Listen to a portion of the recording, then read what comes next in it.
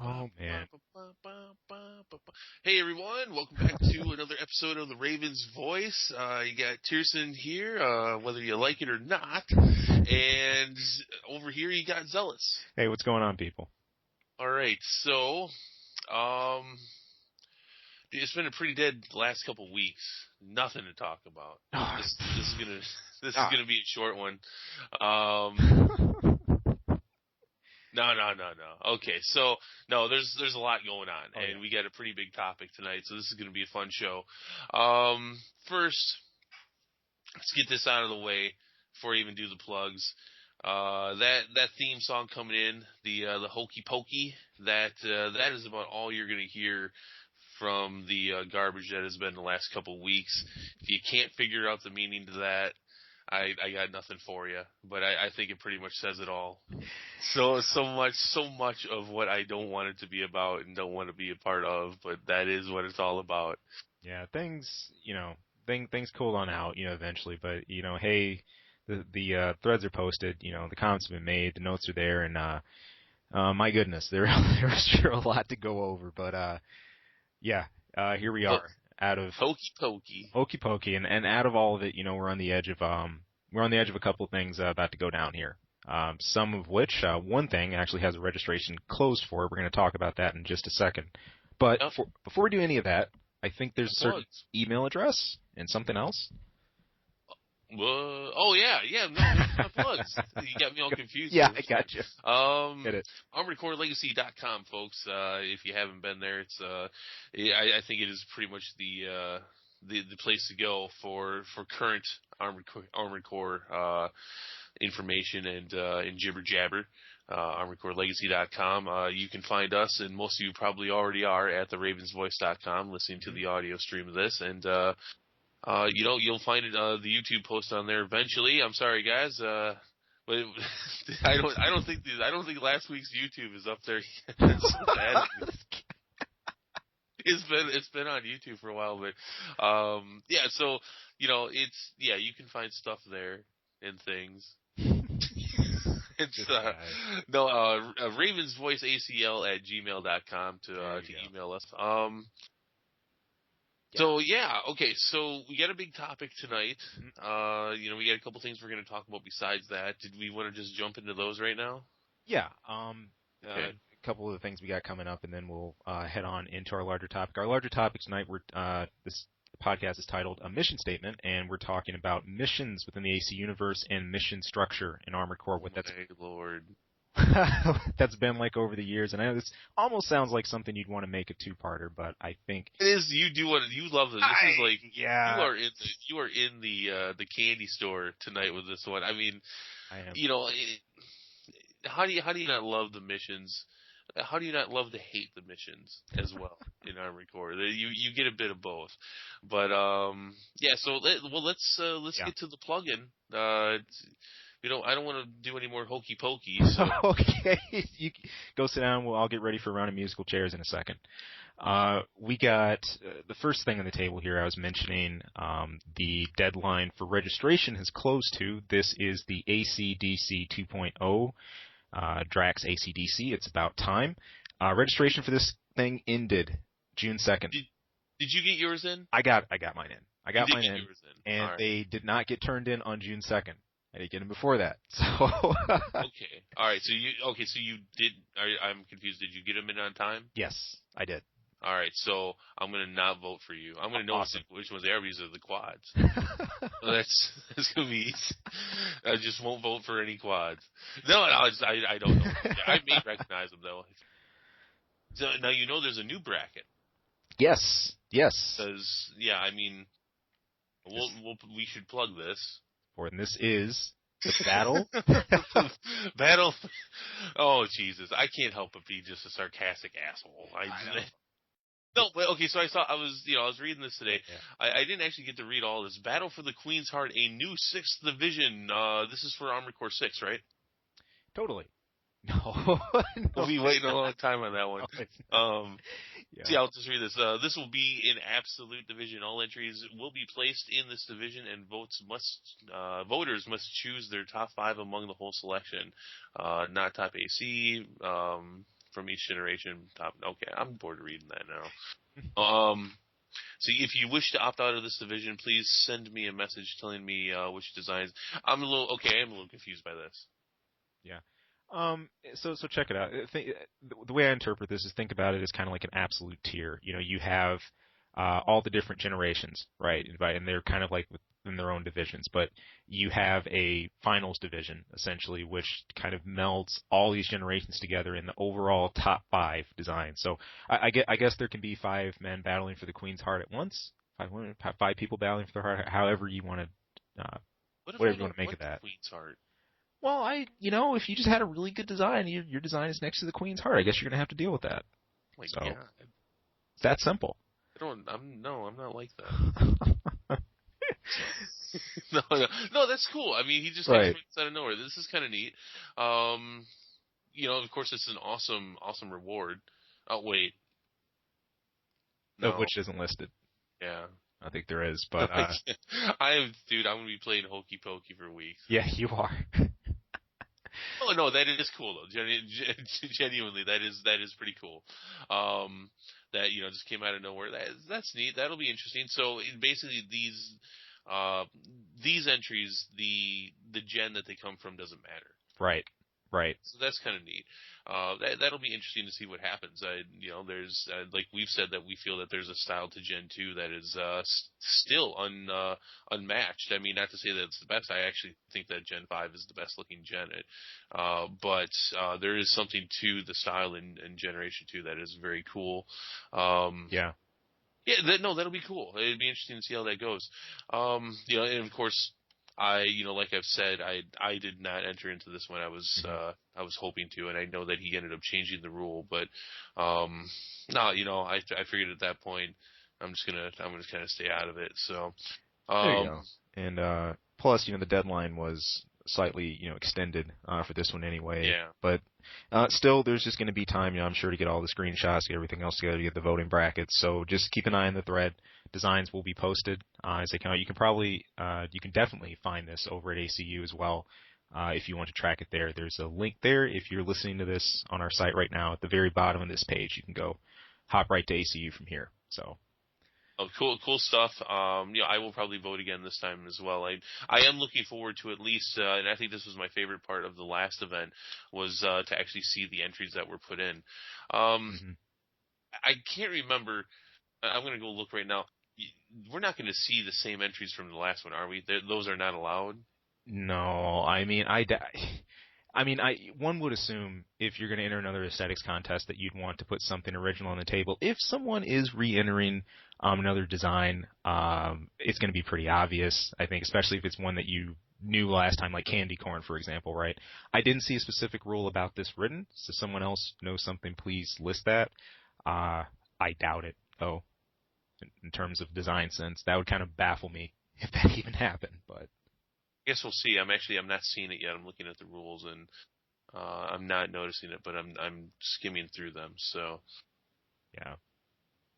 Okay. Well, cool. So yeah, this is gonna like you said, submissions for this is over, and now the crew of this event is they're going to be taking all the pictures and how long did the last one take? It took at least a few weeks, I think. It didn't take like too long, but it did take a little while. Yeah. Yeah, just to get everything posted and have the HD shots. I don't know.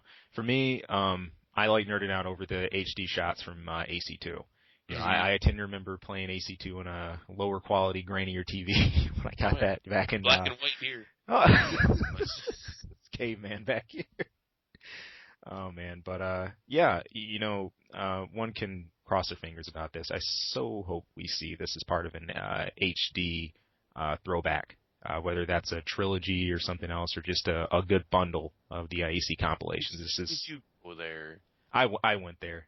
I still went there. I know that opens up a can of worms, but... Oh, yeah, I'm going to put the lid right back on that. That's for another day. That is for another day. We have a big topic we do. to hit tonight. Want to cover it, so. Let me put that back. I'm going to put that in the drawer. All right, there we go. Okay, so there's another event going on. There is. This is the Enders tournament, which now has a date to it. If those of you who might have missed that, you might not have been keeping up with the thread that's been, especially on ACL about this. This tournament is going to be June 14th at 1 p.m. PST.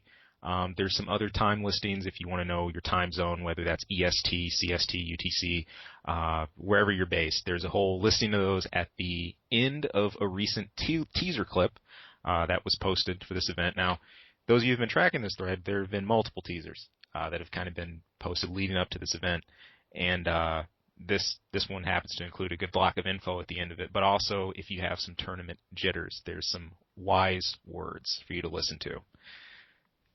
So a neat promo. But Flag Day next Saturday. Yeah. So they've got a lot of people in here. They've got 23 teams. Yeah, it's I just saw I think the last post saying let's go for 30.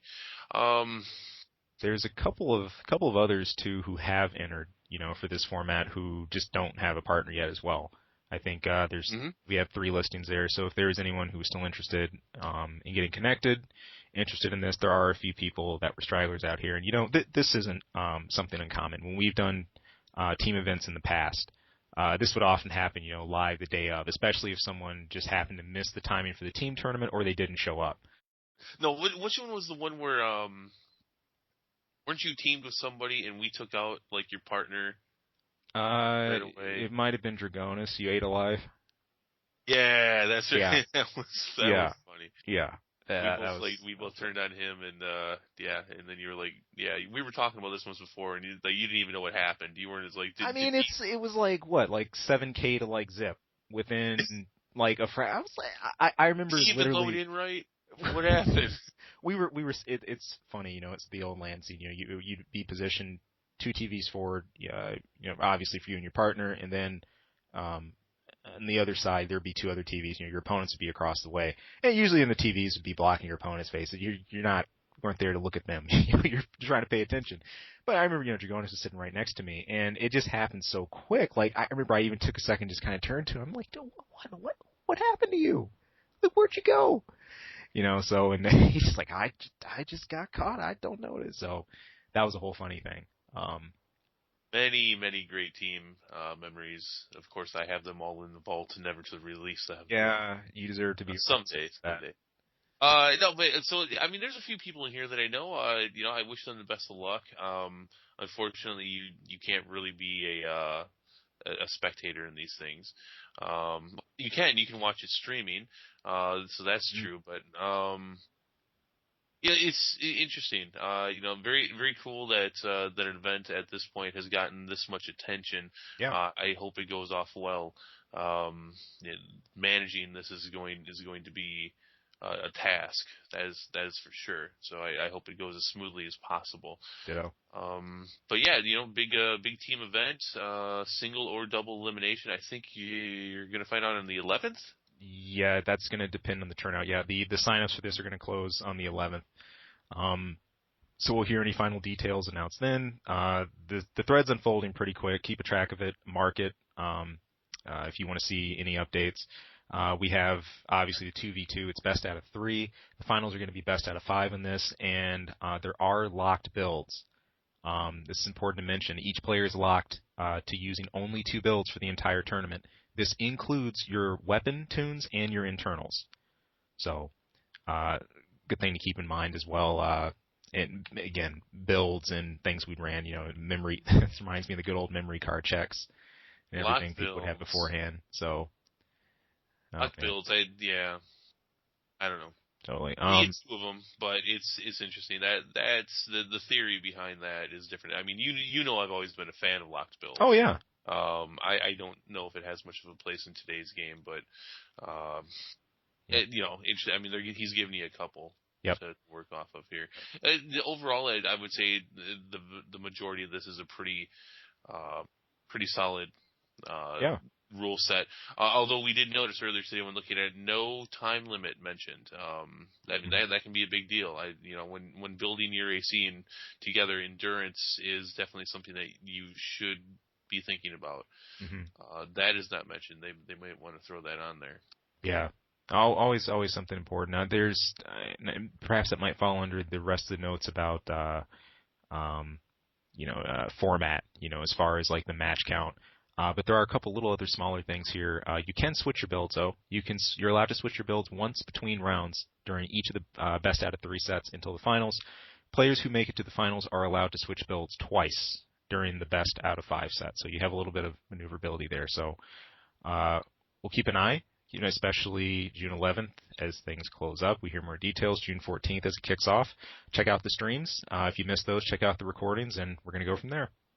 So, all right. Simple enough. And that brings us to our topic of the night. It's kind of funny. We had the topic thread for this one up a little late in ACL. We had some great replies. There's some good responses posted. And we're going to save some of those, though, for the second half. And with the remainder of this first part, we just want to delve a little bit into the history of what these have been about. And I'm sure a lot of you have had different experiences, especially if you've played old school AC. Your perceptions of what missions were your favorite or what types were just downright repetitive. Maybe you love the thing the other guy thought was repetitive. Who knows? But regardless, there is a history laid on the plate here. And I think that you will see a shift by the time we hit current generation PS3 and 360. So, just taking a second here, going all the way back to AC1 and just kind of doing a bit of a progressional march. The one thing I think that makes this whole thing kind of easy to keep in chop and block order is AC1 all the way through AC Last Raven. There's very similar, just as far as the mission structure and traits and a lot of things you'd see. There's a little jab we had in our thread at, defend the submarine mission, things like that, defense, assault missions, things of that nature you'd always see. Even then, though, the story would always take different bends, or you'd have different objectives, or there might be a different path to get there. So just looking at our very first, in Armored Core 1, we had those paths. You had the rival corporations, Murakumo and Chrome. Especially if you're an old school fan, Murakumo for being responsible for the dreaded Human Plus. That rewarded you for failing. You had to fail really hard to get it. But that wasn't rewarding you for failing. That was turning the game into easy mode. Yeah. Because you sucked that badly. Ironically enough, one of my friends, I've said it again a few times in the past, there was like a dozen of us that played this game, which, by the way, was as awesome as you thought it would be. But he stumbled upon it because he sucked that badly. We didn't read it in some gaming magazine or anything like that. He's like, dude, yeah, I died, and I ended up, next thing you know, I'm like on some operating table or something. He was that bad. Oh. So there you go. So an indirect reward for your failures. It's funny. This is where a lot of these, the whole H+ debate, originated. But what was neat about this is it wasn't just a mode. It was directly weaved into the storyline. You play through the original, and you remember there was a point midway through you found out about Human Plus experiments, very spooky underground lab and everything else, and you had to take out an escapee at one point as well. Regardless, you were placed in the middle between two rival corporations, and you kind of pick your choice. If you stuck with Murakumo all the way through the end, and we went against Chrome, there was a very Lego-ish looking massive MT that you ended up dealing with. This Chrome bet all its marbles on a final play to roll out the huge anti-AC, anti-everything device. Of course, that you end up taking out. And it played out differently depending, on who you actually followed. But here's where we got a lot of the initial paths set. Another thing we talked about before the show, regardless of which path you chose or which corporation you were building more affiliation with, the missions that would get posted on your board weren't going to stay there forever. And I personally think part of this is because that mission that was paying you $12,000, by the time you get to the missions that are paying you $45,000, that's probably not as relevant to you, and you're not as likely to pick that. Also because of story reasons too. If you don't pick up within maybe a certain maybe after 2 missions or so, they'll just disappear off your board anyway. This was, this is fairly old hat nowadays. In fact, Yeah. a lot of companies don't even make games like that anymore. But Right. this was, again, and I think we've mentioned this once or twice, but this is once again pointing to From Software being fairly innovative for its time. I mean, there were games that did this, but that was a big deal. And I remember the first time a mission disappeared off my list, I was pissed. I was going to do that one next. Yeah. You took it away. But fortunately, as we know, it's usually always been a tradition with the older games is once you do your initial clear, you can start to fill in the dots where you missed, or the missions that you didn't unlock immediately, or that you didn't get a chance to go through. You'd see those pop up. But as we progress through, here we have it. We had our building blocks for our initial formulas being laid out about defensive missions, assault missions, especially. I think one of the ones when I think about Armored Core missions that resonates a lot, and it started all the way back here, even included in the intro to AC1, mind you, would be sweeping a facility or sweeping a factory of rebel MTs. Or this might be crowned off with an enemy AC at some point, but these sweep-through missions of dissident factions or whatever else, these would happen a lot. You usually see these very early on in the AC mission tier. Now that I think about it, this is stretched throughout almost all the ACs, just a super fast jump. Even at the beginning of Verdict Day, you just jump right in the middle of a small scrap between, MTs. They're out in the field. But going all the way back to 1, this is something that got established very, very, very early. And obviously, the further on you'd progress, the more enemy ACs and things like that you'd see. But it always felt like, the first few would really get you into the groove of piloting, kind of, get your feet wet, not throw you into anything crazy. This isn't Last Raven yet. We'll get to that.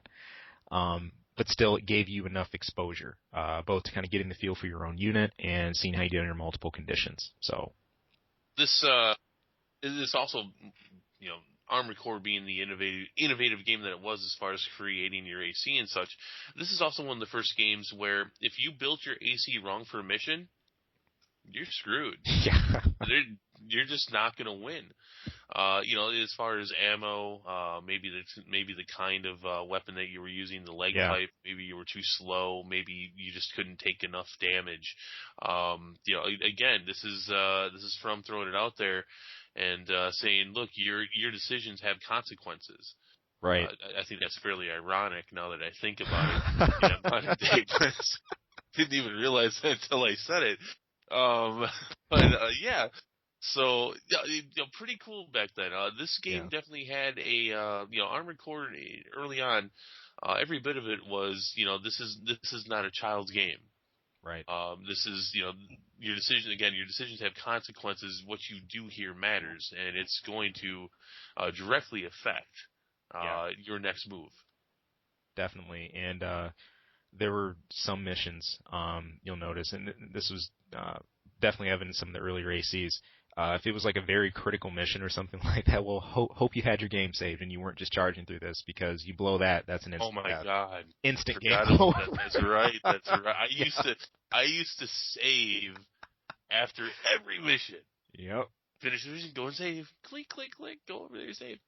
Oh my God! Until we had it down, until we knew where all the parts were and everything. I mean, I don't. It's hard to frame this in your head, because there was a time when a game came out and there was no internet. There was, maybe you would find a magazine that had all the cheat stuff in it, but most of the time you were playing through that blind. You didn't know any of that stuff. You didn't know, you couldn't look up the right thing to do. You didn't know where hidden parts were. You didn't know, what mission path got you which. It didn't exist. Right.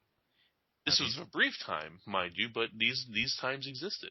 Yeah. And, you'd be kind of finding your way through the game, with friends and everything else. That was kind of part of the fun of exploration. I remember, at least by PS2 Gen, you'd pick up your Tips and Tricks magazine off the shelf, and you'd probably see some heads up about where to get a hidden part and everything else. But yeah, for the very early games, especially if you were playing this in 97 and 98, a lot of these were just self-discovery factors because we just weren't as plugged in as we are now, especially guides and FAQ to games. It's radically changed so much. Everything is streamed and recorded today, and playthroughs and walkthroughs and let's plays and everything else all day long. I think I could be wrong. This was a very long time ago. I believe it was in the same issue of PSM magazine, which was the best gaming magazine. I loved PSM. I believe the places for the hidden parts in Armored Core was in the same magazine as a lot of the stuff for Final Fantasy VII. Taking it way back. Good year. It was a good year for games. Yeah, it really was. I believe Castlevania came out the same year. Sympathy of the Night. I still said that wrong. Yeah. Shut up. Sympathy. Can't say I'm on the radio too. Castlevania Symphony of the Night. Chicken bones. But here you had it. With structure. Now, one of the beautiful things about AC, even if you were using a heavier design, right? I think the speed missions in the earlier ACs, like Project Phantasma, MOA, weren't felt as much as some of the later ones that you were going to encounter. So a degree of skill could get you through if you had a heavier design or you kind of knew where the drop points were some of the safety points. That was true most of the time. Most of the time. The second part, we're going to actually talk about one of my favorite missions ever, and a tank could not have done that. Yeah. You run into those situations later. But for the most part, there's a little bit of wiggle room, and for your own, touch and your own kind of customized flair to have an impact, in that way. In looking at where things went story-wise, in one, you're between this conflict between Chrome or Kumo and ultimately discovering, Nine Ball and H1, the controller, essentially. This plot line was kind of halted. We skipped the game that went over into MOA. In Project Phantasma, it was more of a straight line, definitely. We still had a lot of the things that were established in one, assaults, sweep missions, defensives, enemy AC occasionally, but it was very direct. Sumika was going to be assisting you, and you were aiming to take out Stinger and stop Project Phantasma. I always felt like Project Phantasma, I mean, we talked a little bit about that. I got to thinking about that. Mm-hmm. I think Project Phantasma in so many ways felt like an appropriate expansion to the Armored Core world where, I mean, here you have, nowadays with 5 and VD, it's like a whole new game.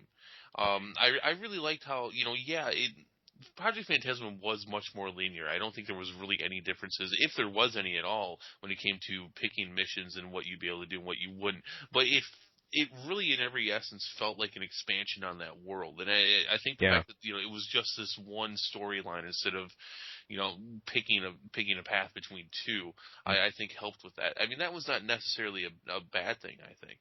Right. I don't think it was either. I kind of felt it was refreshing.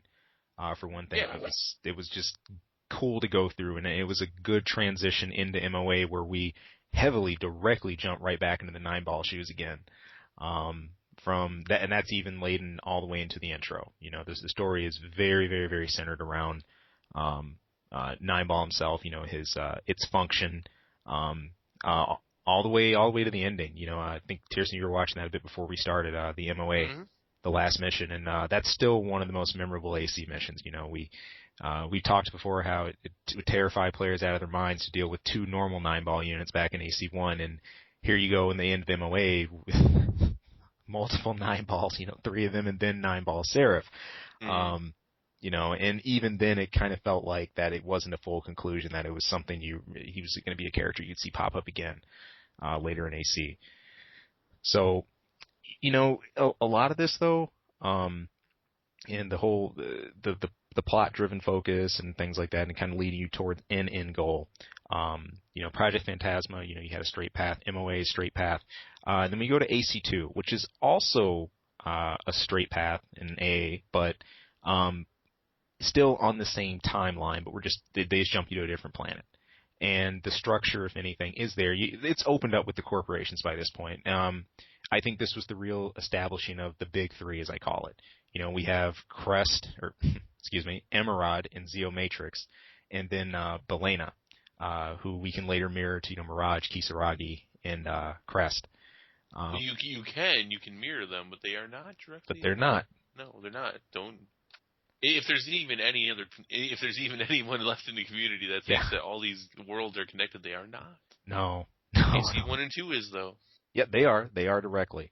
But here you have the construct, okay, the archetype for the way a lot of these conflicts get set up in the future. In between the two larger corporations and then the smaller corporation that's very high tech and that tends to have an up on a lot of the latest things developing, but they don't necessarily have the economic backing to be a real big force like the other two do. So they kind of let them duke things out in their own corner. AC2 was, I think, a blast in a lot of ways. You had this corporation conflict you were brought into, and the same a lot structurally things you ran into in AC1 as well. A couple more surprises though, and especially near the end, way more enemy ACs as you dealt with the Frighteners, as you dealt with some of the revelations that happened later, like when the Raven's Nest Revolt, the assault on the STAI battleship, still one of my favorite missions of all time. That belongs online, I'm telling you. Goes from there, Leos Klein and everything else. So it's one I think that really picks up. I kind of felt the clear the factory, the MT side of it, the speed thing is kind of left behind. You're drawn more into a political conflict, throughout the rest of the game. And Another Age sort of echoes that, sort of, but it was so much more open-ended. Just you're allowed to just travel around the map and connect the dots. It's just kind of like the side of this is what's happening on Earth. If I remember correctly, there was over 110 missions. Yeah, there were. It was huge. There were, and by near the end, you had that small connection. A couple of times, the orbital elevator rapture. There were some Ravens that were coming from Mars to raise some ruckus, and that ends up being your final mission and everything else. So, in the end, you have a small handshake with AC2, but a huge nod to old school. There's a mission against the original 9-ball unit, and then those of you who remember Lost Field, where you get to take on the original bosses from AC1. Very, very classic.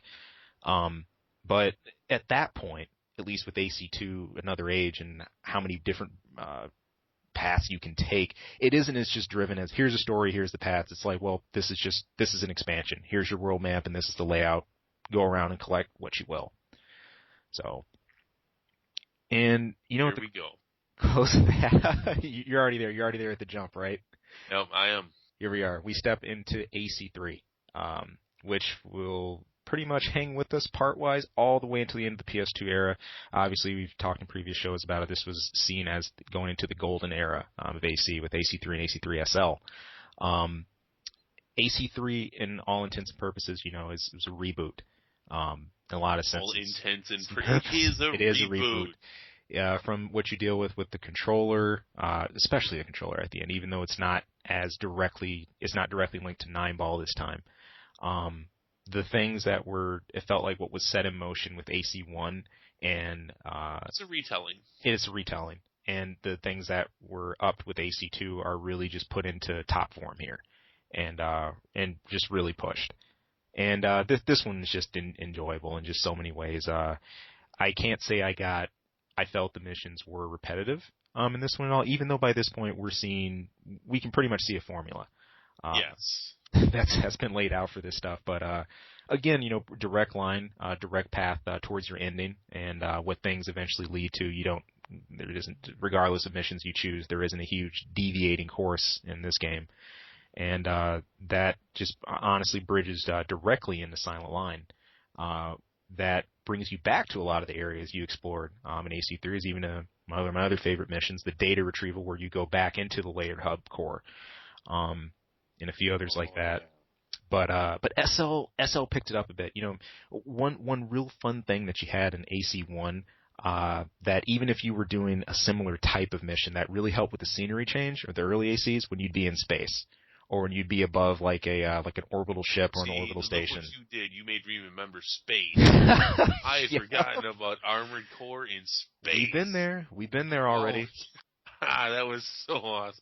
We've been there. I remember going through that giant gun. You're going through the barrel of that gun. Now that that was such a fun mission. See what you did. I'm gonna be on that all night now.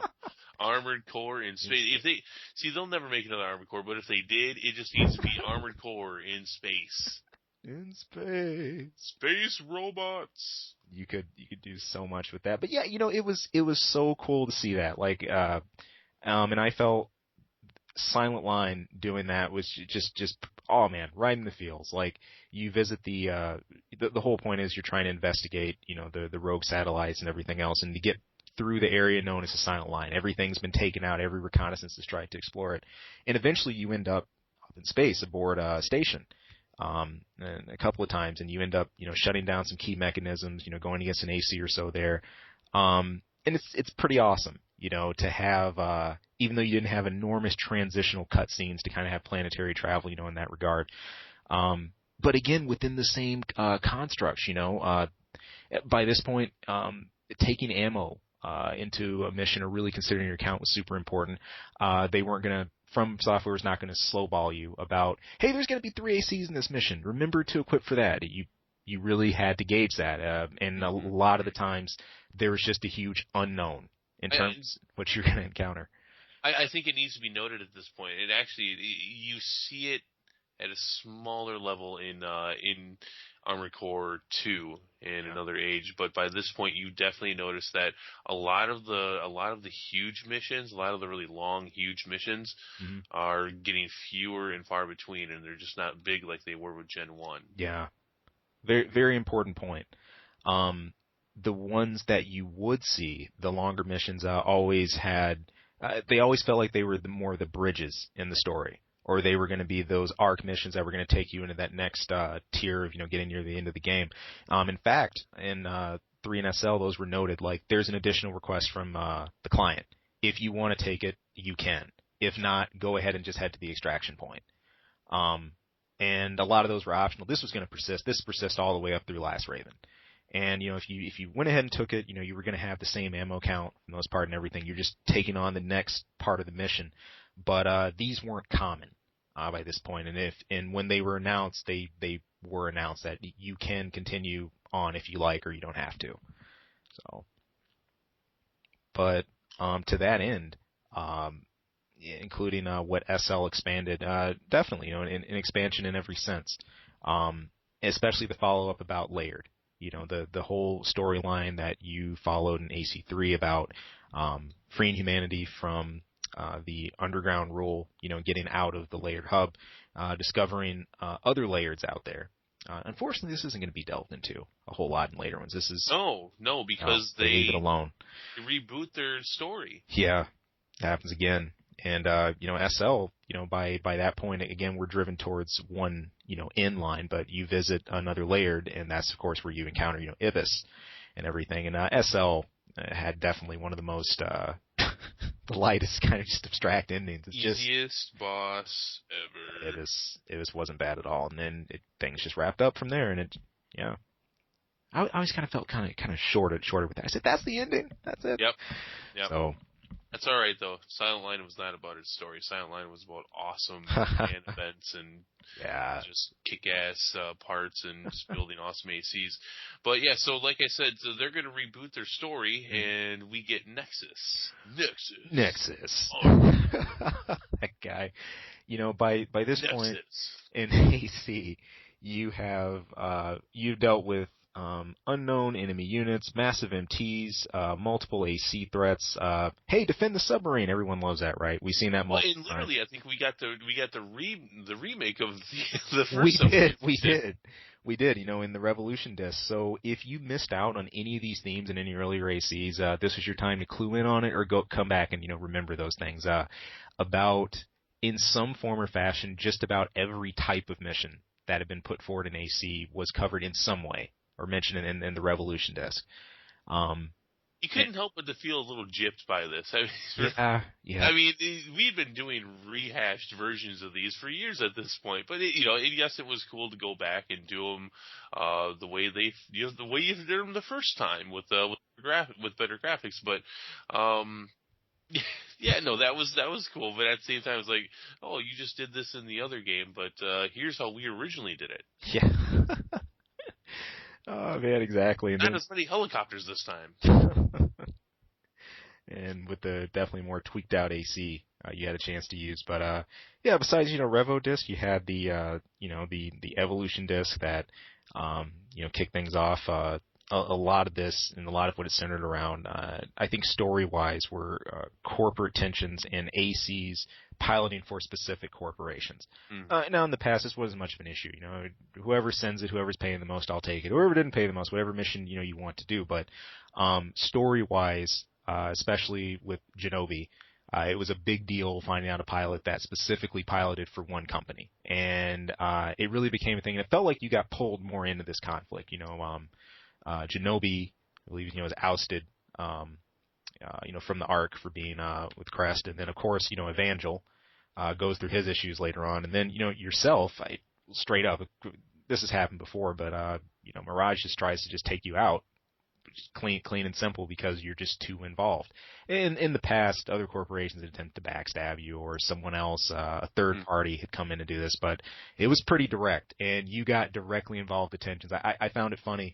The mission after Mirage tries to assassinate you, you get a counterattack mission where you just go and just rock their world. You go right to Mirage HQ and just head straight to the base. That was a genuinely fun assault mission. Just let them have it. And that reminded me of the STAI mission. A lot of those you don't get dropped into just with an open field just to go rock out, just with everything in sight in a big arena. But that was one you did, and it felt like a real vindication. As far as the way it ended, though, did it matter? Not necessarily. The main ending in Nexus was the release of the suicide weapons. Of course, you delved a little too deep underground, kiddo, and you found some nasty moles. It's pretty much what this comes down to. And there's also the tease at the 9-ball, quote unquote, MT. That was 9-ball. Yeah, fans went on and on about this. Oh, it's not him. It is. But that was what we had in our version, and it really felt like an MT version of him. It had the pulse, the nades, not the blade though, and a really weird hot pattern and some other little things like that. So, Nexus really, I think at this point was a big marker for the series to kind of cover all the ground that had been, and to look at that and how they were going to go forward. Because with the next jump, then you had Ninebreaker, which really just kind of stalled. That doesn't count. It doesn't. It felt more like some stall and filler space, for Last Raven.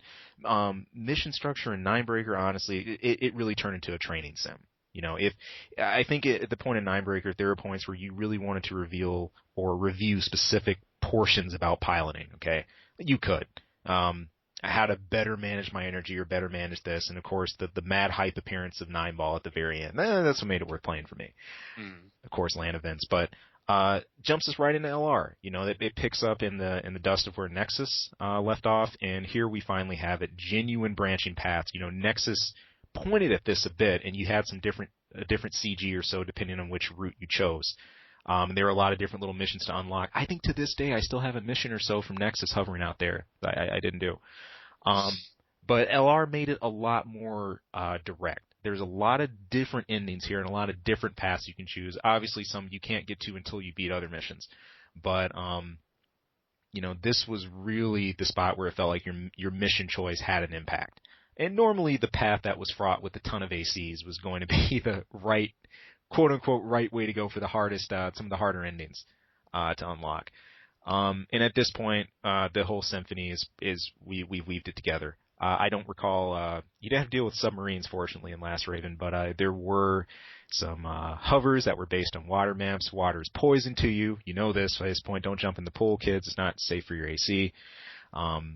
And you deal with what you had to there, but this was one structurally that I actually really enjoyed. It was a blast, unlocking each part, getting to the finals and night mission. Of course, seeing Tierson's first live appearance as Super Archangel Pulverizer. That's right. I won't be back. No, one and only. So, you had those, and really by this point, it was a true summation of 10 years of Armored Core. And what those things were. I felt if Nexus was the checkpoint for that, here's where the whole ballet really comes together. And up to this point, I think jumping into next gen, this is where we definitely start to see a bit of a shift here. Okay, as we head towards 5, AC4. It's funny too. I think 4 and 4A had more of a difference between the way they played out mission-wise than a lot of the other previous ACs and their expansions did. 4, again, you're heading down one plot line. It's about, you and the Anatolia's Merc and you end up taking down Ray Leonard, all these different corporations and major names, but it heads towards one result. At the end, later on you inherit White Glint's, or Joshua O'Brien's legacy, rather. And, opening into 4A, you have really picked up the whole mantle. The you that was White Glint was you in 4, and you're a different pilot now.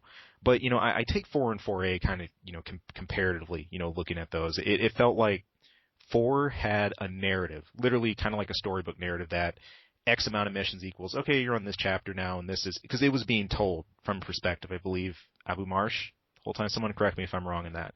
But it felt like you were really walking through the book of what was already written. And the end of it was just a simple close about how I shouldn't comment anymore on this matter. And then it closed. So it kind of felt like all this has happened. I'm really just kind of opening a book of things that have been done. Take that as you will. 4A out of the two felt like the more live game. And when I say live, I mean that by the choices, you could make, siding with Orca, going with the Alliance and everything else, or becoming the mass murderer who simply takes down the cradles and decimates everyone, and, well, you'll be off into the sunset, and that's the end. Your decisions there, mission-wise, definitely had more of an impact than 4, though, as far as where you were heading. So you kind of had more of a branching story here. But by this point in the series, the ACs were so much more powerful too. I think we've broken the old conventions, right? You're not going to say, oh, it's going to be just a defense submarine. You don't fear water anymore. Whatever. You hover right over that stuff. That's not an issue. Sweep the factory of, well, yeah, you'll see that to a degree, but on a higher scale. Everything's very fast paced here.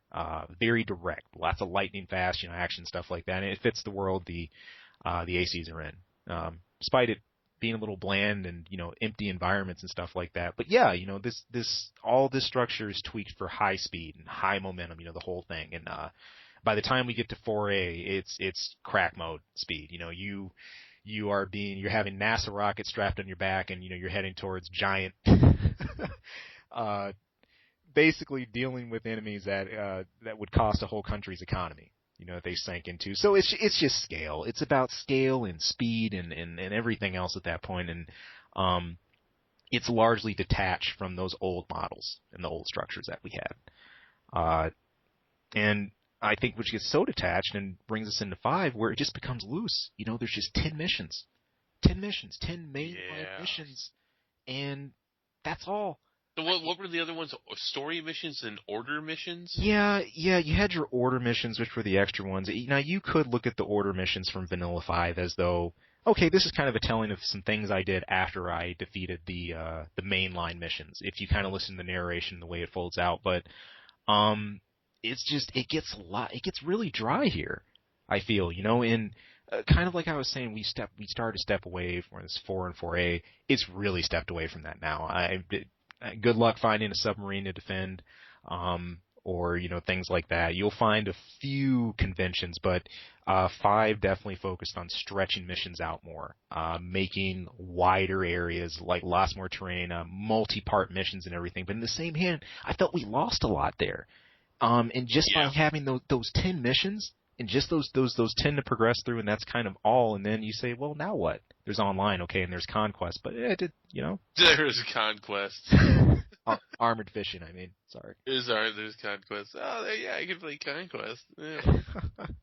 No, it was very upsetting. I mean, the order. I like what they had. Mm-hmm. I like the story missions. I like the order missions. There needed to be more story missions. Sometimes you don't want a small fry, you don't want a large fry. Sometimes you want medium too, and sometimes you know what I mean. Yeah. There was really no in between, and there wasn't enough of the big ones. Right. No, I wholeheartedly agree. Like the major ones, you felt. We'll talk about a little bit about these in a moment here to get into some of those more. But you saw the transitional ones, where you found out more about Chief, or you knew which ones were the final missions. The Wink to 9 ball, and the original 5. Yeah, even the flight pattern with the missiles, sure. and some of the things you saw there, you felt it when it was at a turning point. But it was just it was just such a quick ride, such a quick roller coaster in that regard. And I really felt that they didn't play as much of a part of being a part of the world or falling into. I didn't feel as immersed like in Five's world, for example, that I did like in Three's, in other ACs like that. So, and by verdict day, even though this is a an extension of Five, obviously this is expand many years later. Um, even within that, by this point we're starting to make links back to 4 and 4A, slow little subtle hints about Kojima particles, about things that you could have sworn you destroyed a few games ago that you could see the wreckage of. And slowly but surely, we talked about it before, the interactions with Maggie. I thought she was a cool character. And, Fat Man, the way they interact, I thought that was pretty cool. That was the good part of the story, but as far as the missions, it's almost things are more polished, and that's obvious. Mm-hmm. But at the same time, they set up a high standard by doing the whole 3 companies or whatever. I don't know if they're companies, but they're regions or whatever they are now. Right. And then that all kind of fell really flat. Yeah, it did. And if anything, I found it just utterly just strange with corporations just being completely just ambiguous. I mean, there's the corporation, right? I mean, and Father and all these huge one-word references and everything, but parts builders, corporate tensions, political conflicts and things like that to be brought into it. No, I mean, the world has basically gone to hell in a handbasket at this point, and a lot of things are more about, in a survival sense. And fighting off, dissident groups and other mercs and others you run into. It's got a real scrapyard feel to it. I kind of feel by taking that corporate structure away from it, that just kind of loosened things so much to, what is that? Do I really call that AC? So pretty much verdict day was just more 5, which is fine as an expansion, but you do want some variety in there. You want something new. I mean, there were other aspects of the game that obviously were fixed and different, but storyline wise, pretty much. Yeah, 5 had their thing. Now I will give 5 props for something. You're gonna have to tell me because I don't remember if this was in 4. I don't think it was in 4. 5 did bring in an aspect to the game that needed to happen at some point, and that was hiring actual players. Yeah, as far as hiring players to go with you for missions and the merkin and everything. Was this in Gen 4? No, it's the most I remember for 4, and in terms of network, was for your versus play. The merkin and everything wasn't a part of things. So in that regard, it was still very much a single player experience. It felt that is fucking awesome. Hiring other players to actually come in and help you with missions, that was awesome. That needed to happen at some point. I'm glad that we saw it. That's all I got on that. There's no downside to that. It was just that rocks. I mean, it allowed me to actually set up and be a merc and do other things while waiting for people to hire me. It was awesome. It was a great part-time way to enjoy the game. Yeah. I think that's a really good way to frame it. This is something that From had played with in previous ACs. There was the earliest one I remember is Another Age. There was like you'd link two systems, and there were a couple missions you could do. I know, like the high-speed train mission, destroying that, and a couple of other randoms, but it wasn't. God, I'd completely forgotten about that. Yeah, this wasn't something that was really mass implemented. It was funny. And this was on and off with the earlier ACs. It's like From tried to do this experiment. They're like, we kind of want this and we kind of don't, so we'll just kind of throw this away. And I think the version that 5 finally did of saying, you know what, you can hire people for missions, like, period. I think that totally rocks. That's actually, now you highlight that, as something I've wanted to see for many, many years. So, great stuff. We can bitch about Gen 5 for this or that or whatever. Somebody, I dare you, to show me how that was bad. Tell me how that was there's a flaw in that. That was perfect. I'll definitely, and I do give From Software shit for things that they've done here in the last several years, but that was a genuinely perfect addition to the series. Right on. Right on. I can't say it any better. So I think that brings us to a great jump here. I know we're already starting to go a little long here, but we've got some fun posts that people made about this thread, some other things to go over, and a quick an email response and things to do in our next half, and just to kind of shoot the breeze about missions. So we're going to cut things here. Stay with us. We'll catch you guys after the jump, and see you in a second. Hokey pokey.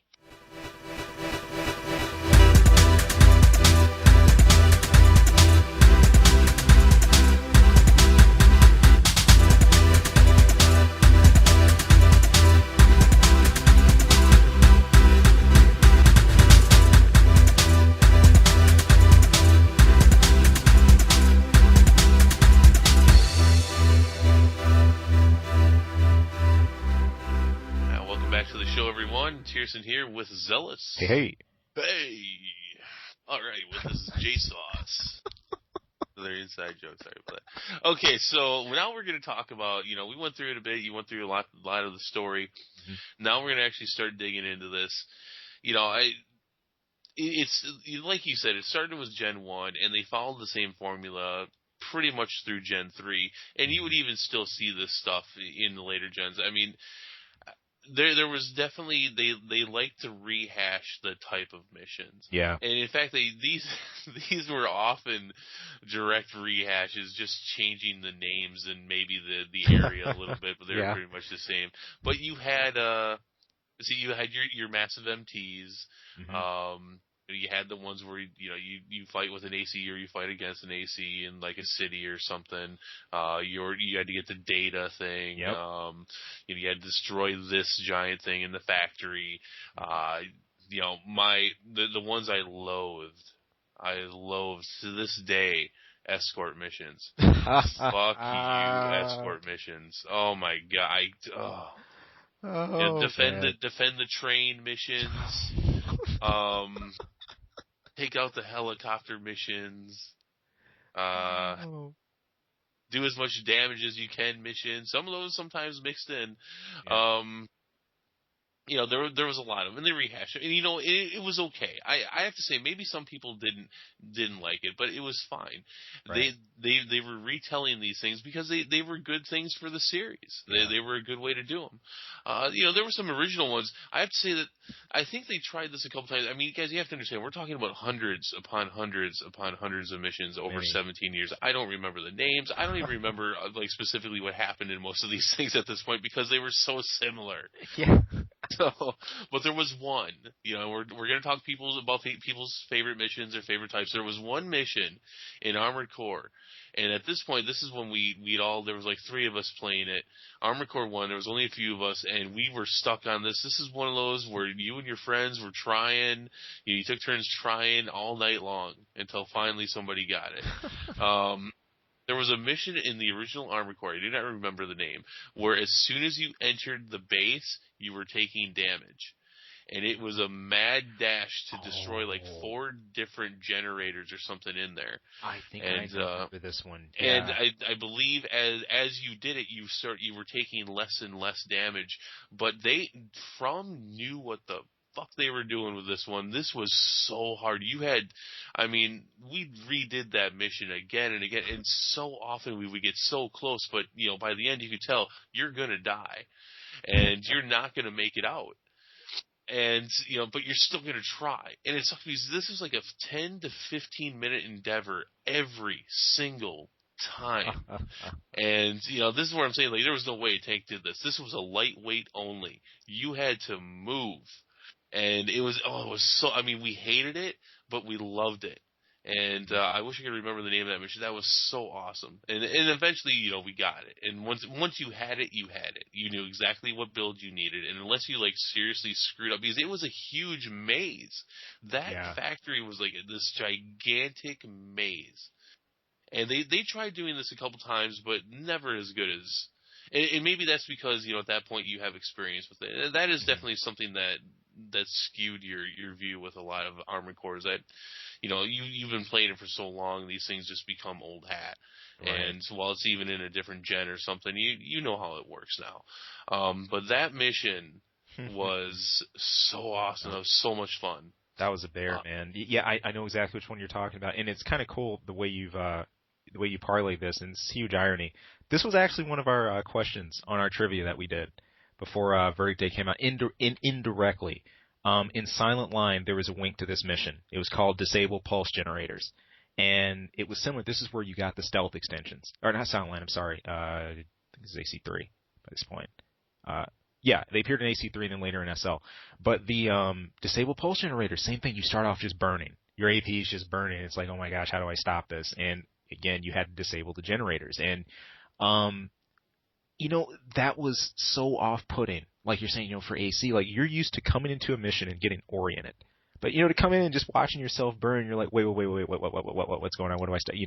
And it was a great way that really put you into that race against the clock.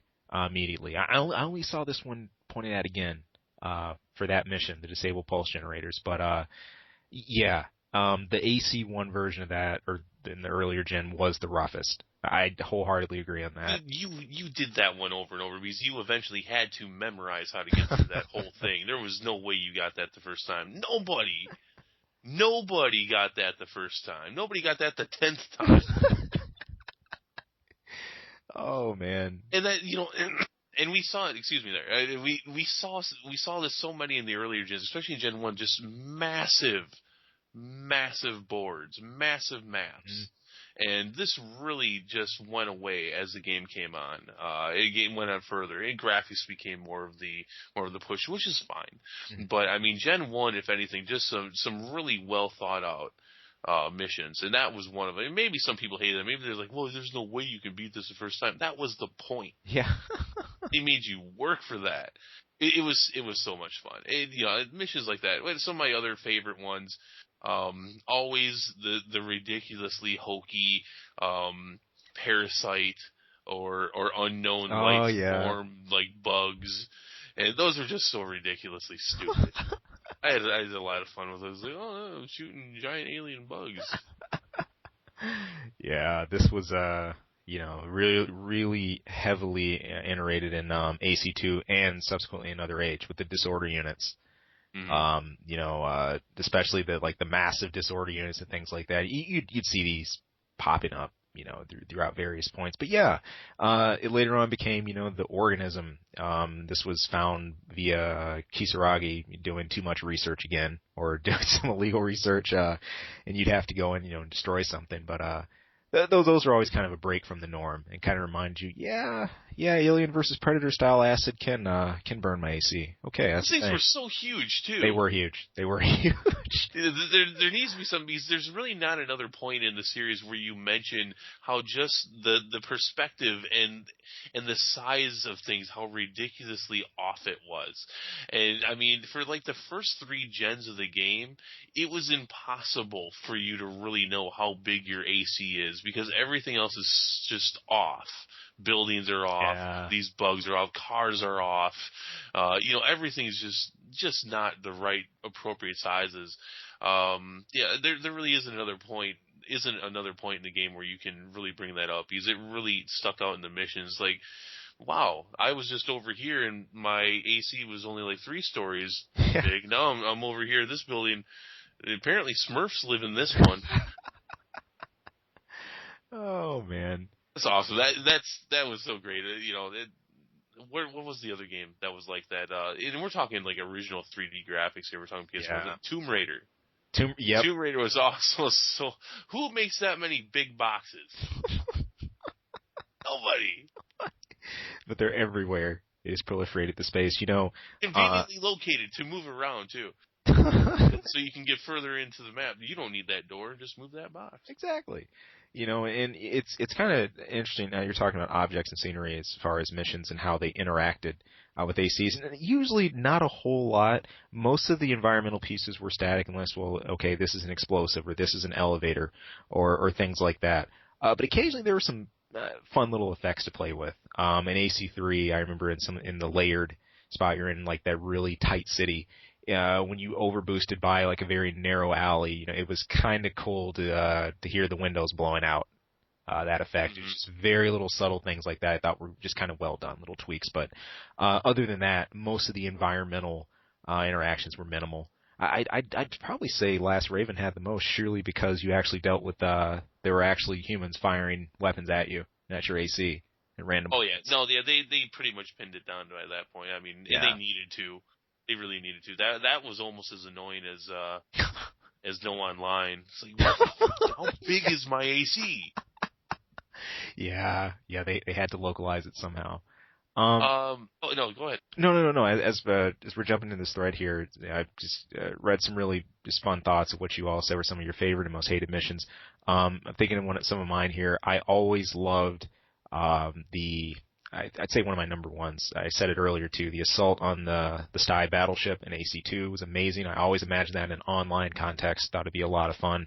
I also loved the missions where you encounter multiple ACs, especially if it was a bit of a surprise. In Silent Line, there was a mission called Data Retrieval where you went back into the layered hub, and you knew there was going to be an AC. You dealt with him on the way down. Then there was another. As you arrived on the bottom floor, you're like, okay. Then another decided to crash through the top of the window.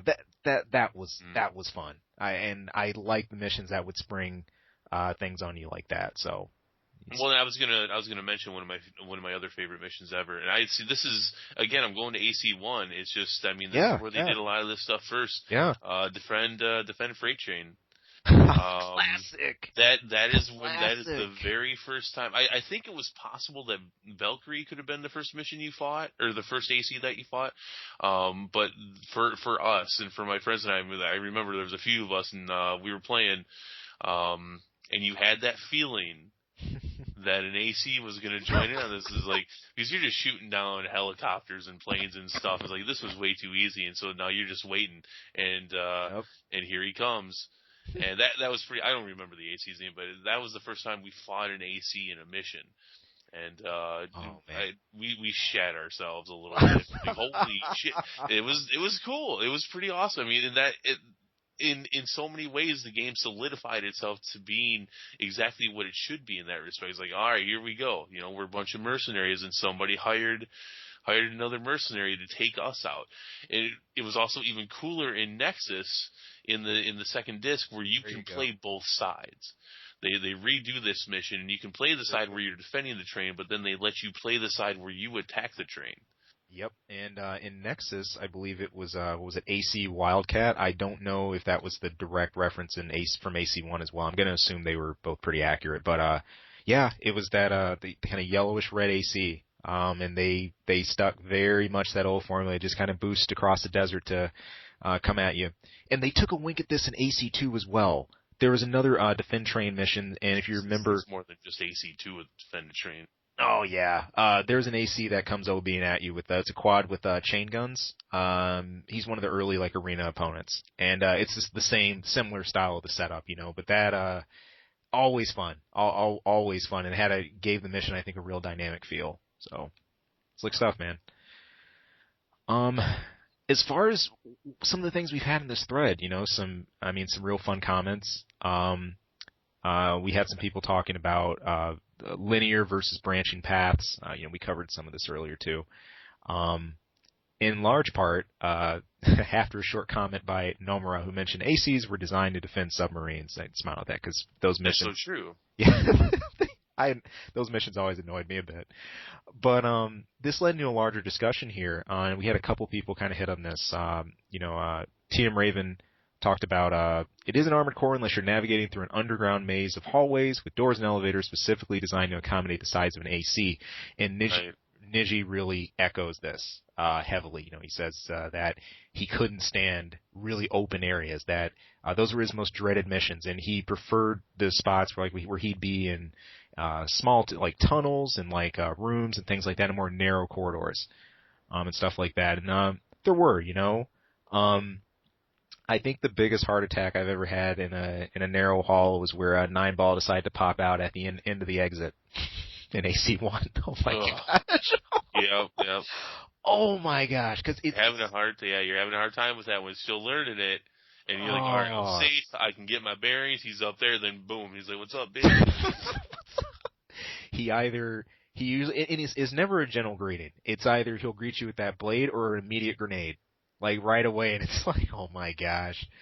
But yeah, I think that the narrow corridors, the tunnels and the caves and everything, they definitely added a cool element of like level progression, especially when you were scaling up these things, or when like you were going like down like a really like long shaft. You kind of never knew when your next enemies were going to pop out.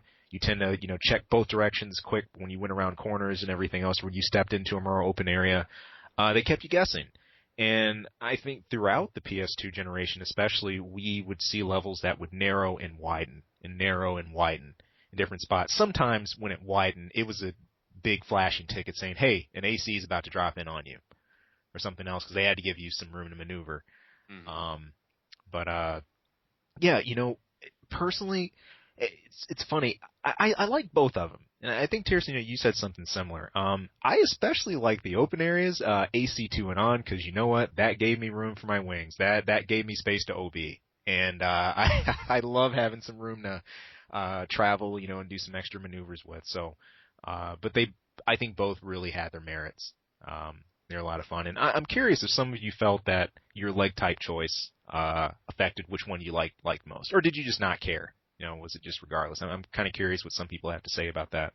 Well, I have to say, you touched on it a little bit with the comment that Namra makes here about ACs were designed to defend submarines. I mean, obviously, if your AC fell in the water, that was it, and that was universal in the game for a very long time. And I have to say, it was extremely gratifying when you had hovers.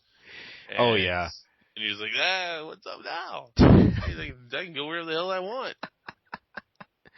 And then, of course, the first time you tried to use a back weapon with a hover over water, and you're like, whoops.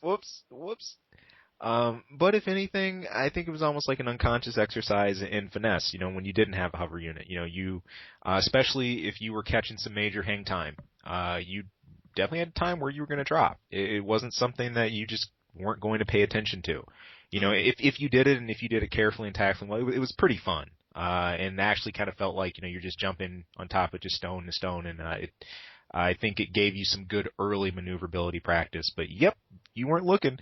The meanest maps are the ones that had the extra fog, where when you went to a certain height, the whole bottom area would fog up.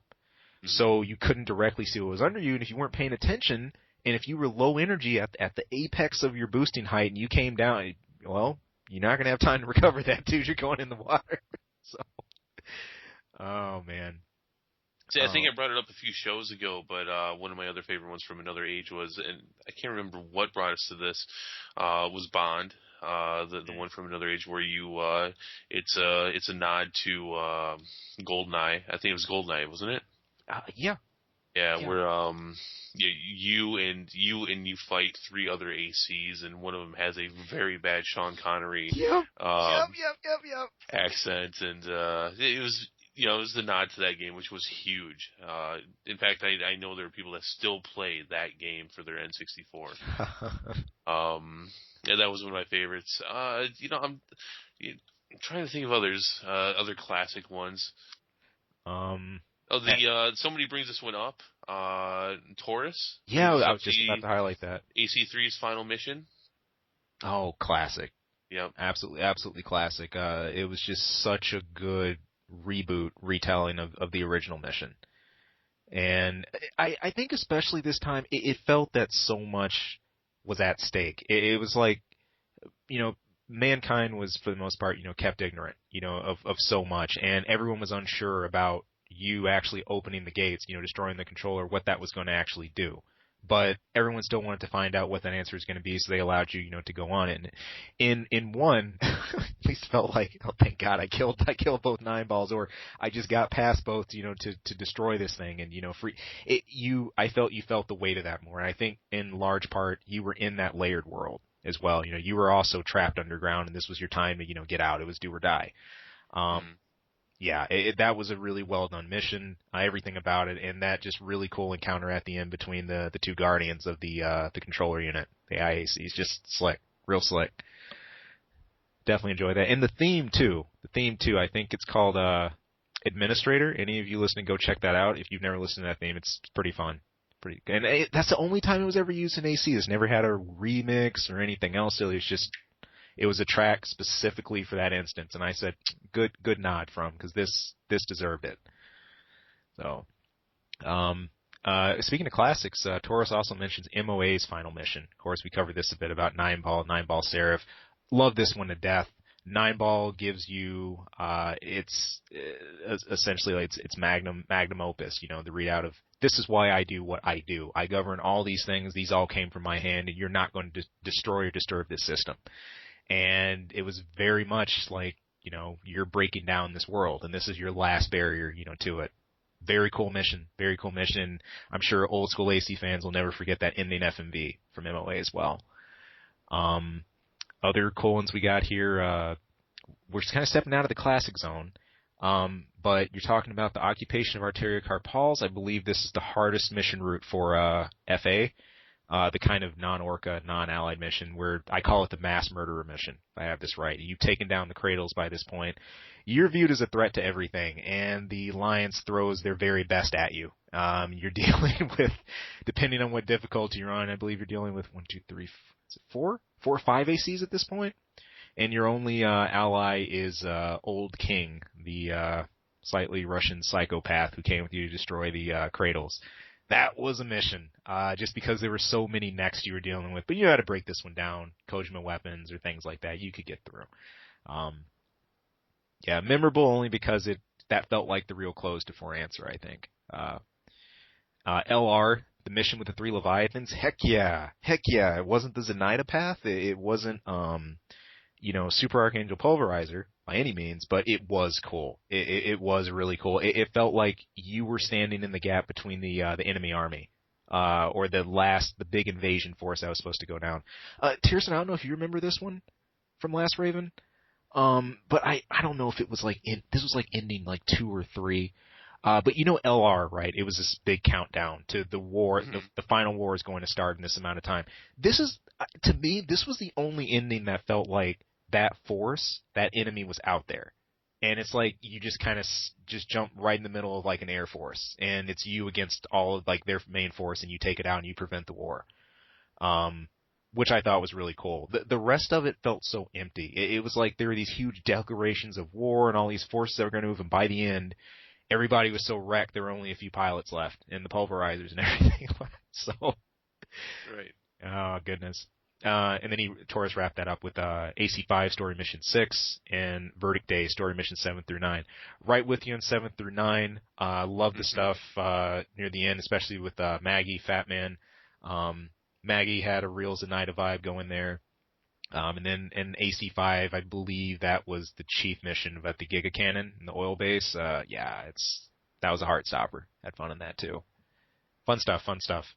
I'm sure a lot of you, you have more of these. If you got them, send them in. We'd love to, I think, continually hear these, what you guys really enjoyed throughout the series. And yeah, these threads are going to go every other week now, so there's plenty of time to talk about this topic. Yeah. It'd be nice to bury the old topic full of garbage too. So, let's have a thread going with all this cool stuff. I mean, there's plenty of time. We just put it up, so that's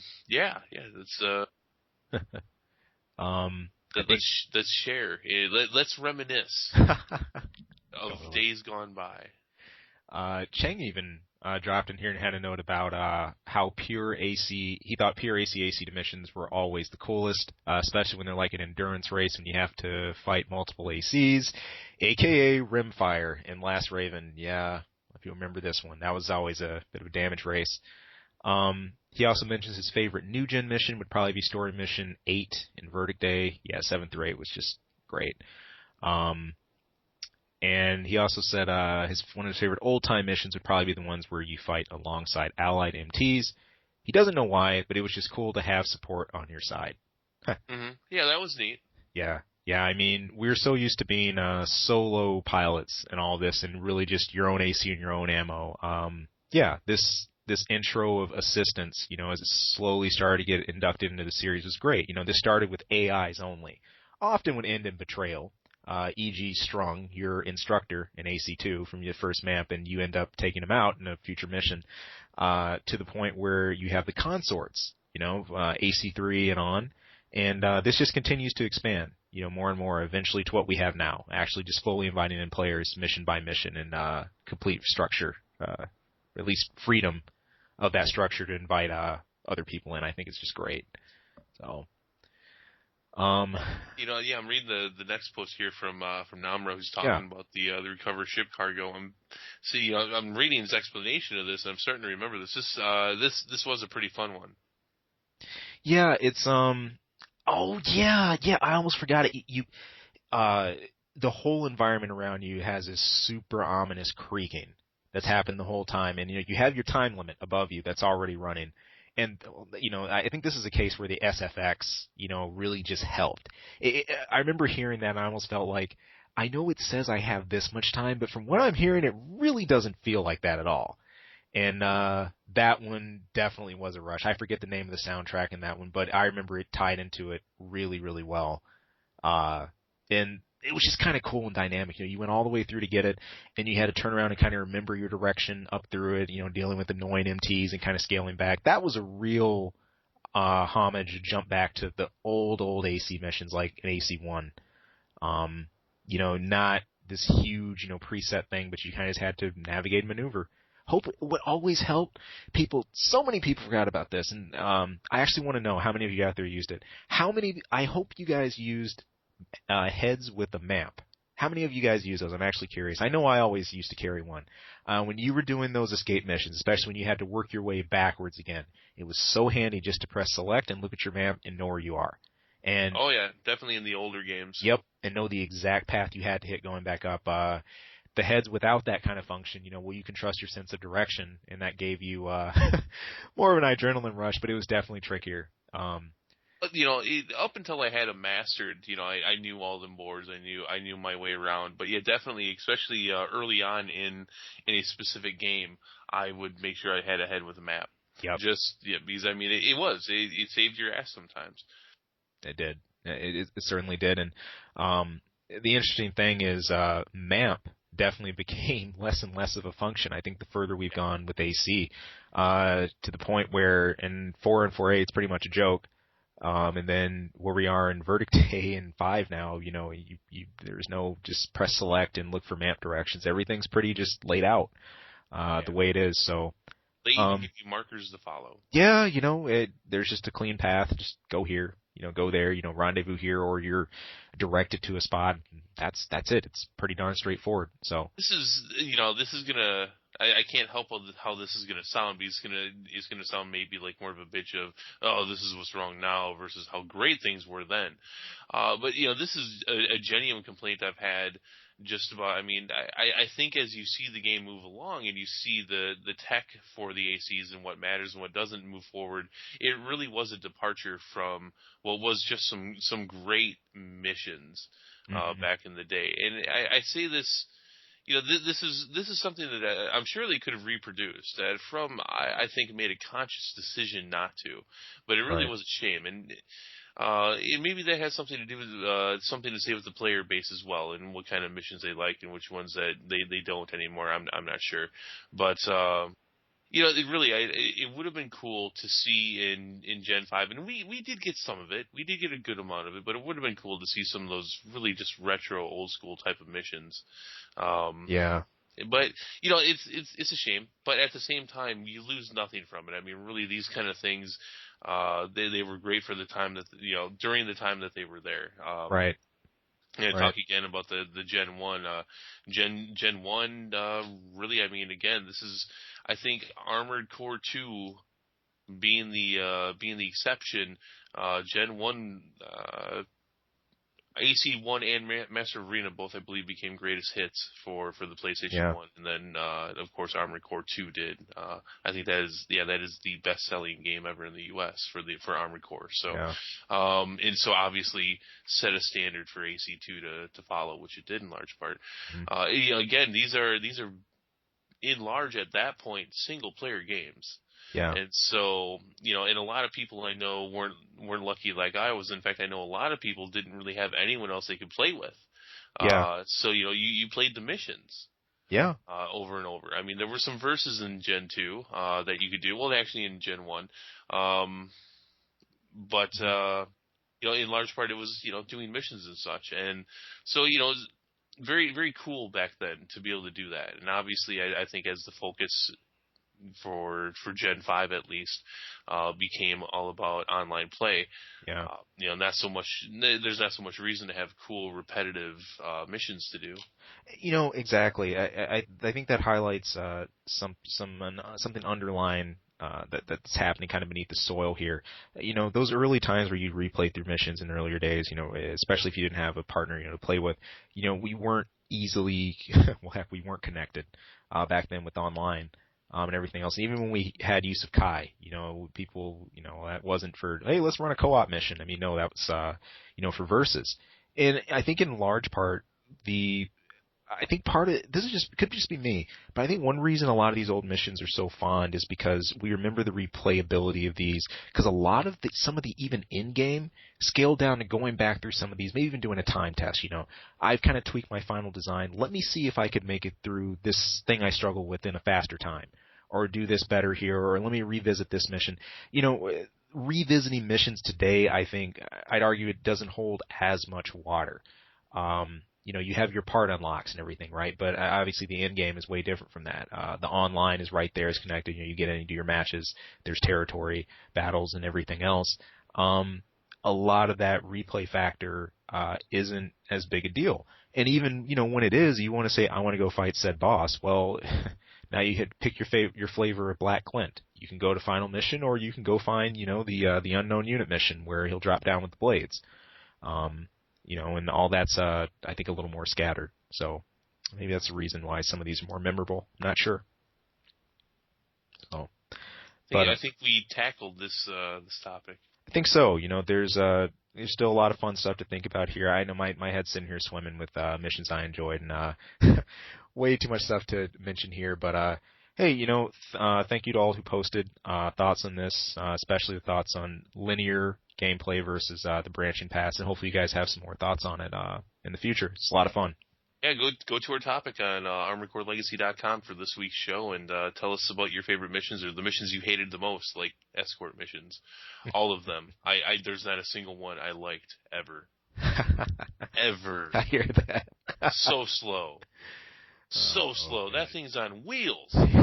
How is it so much slower? Oh, it wants to get hit. This. Oh, Jesus. Every time. So, but in any case, all of you take care. You have a good one. Keep peeled on all the upcoming events and upcoming threads that will be out. Take it easy. Have a good one. Peace. See you in 2 weeks.